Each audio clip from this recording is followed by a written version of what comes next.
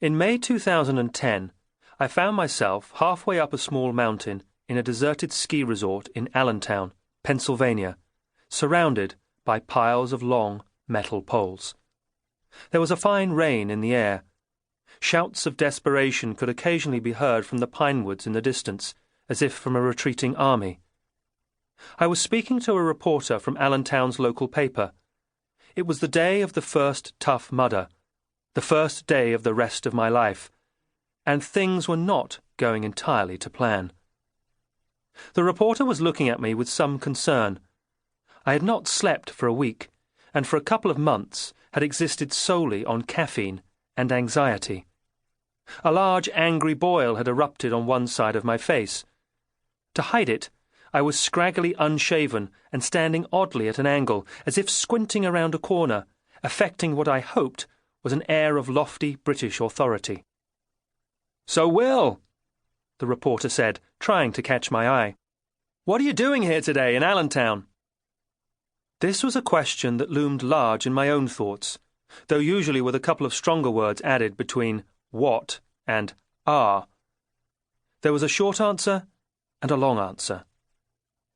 The short answer went something like this. I am trying to create 17 obstacles, partly out of these long metal poles, on the edge of a town I know only from a Billy Joel song. These obstacles must be both dramatically risky and generally safe, and spaced out over a 7-mile course up and down this mountain and through these pine woods. Neither I nor my team of volunteers, mostly friends from England, actually have any direct experience building obstacles, nor do we have any blueprints for them. Still, we have been doing this, with the help of the ski resort maintenance department, to the best of our ability, so that several thousand people, many of them veterans of the world's most demanding endurance events, or members of the US military fresh home from war zones, or officers serving in the local police and fire departments, will not shortly be chasing me up this mountain, over those obstacles, and demanding their money back. The longer answer was even more complicated. I was 29 years old. 2 years earlier, I had walked out on a fast-track career in the British Foreign Office, in which I had worked intensively for 5 years on classified anti-terrorist operations in the Middle East and Afghanistan. I had spent those subsequent 2 years and the little money I had saved acquiring an MBA at Harvard Business School, in the possibly misguided belief that by doing so I would learn how to be an entrepreneur.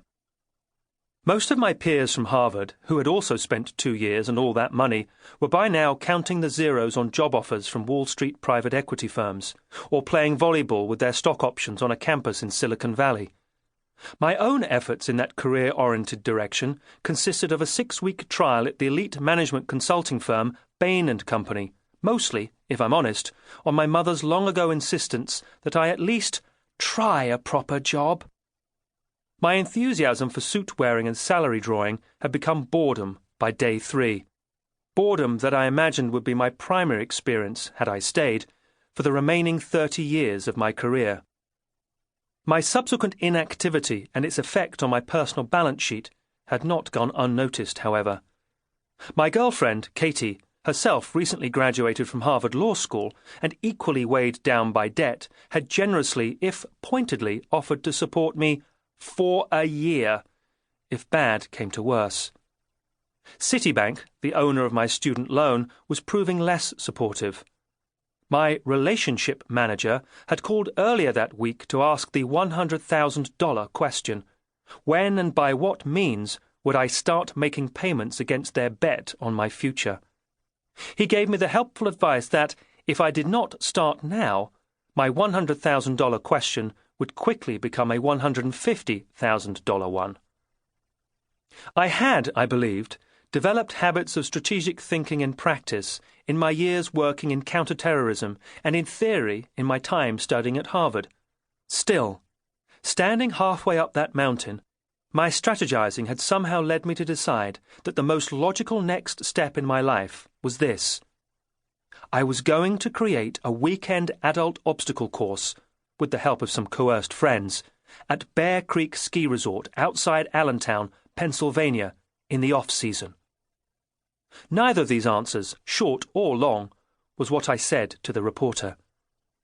I talked instead about my hopes for what we were billing as probably the toughest event on the planet, and I took a stab at describing our as-yet unformed Tough Mudder tribe.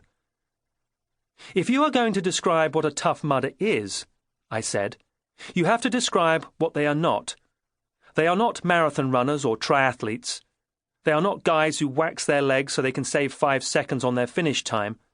There is no pretense about them or showing off. They get on with it. They don't moan. A Tough Mudder has fear, but he or she overcomes it. I talked about how Tough Mudder had been deliberately conceived not as a race or another Ironman or marathon, but as an untimed challenge.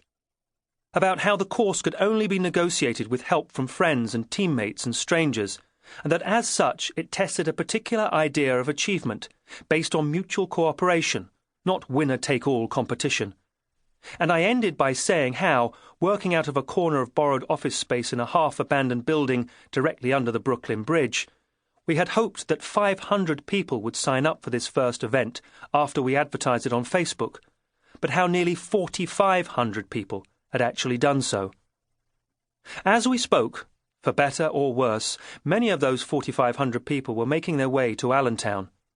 The first Mudders.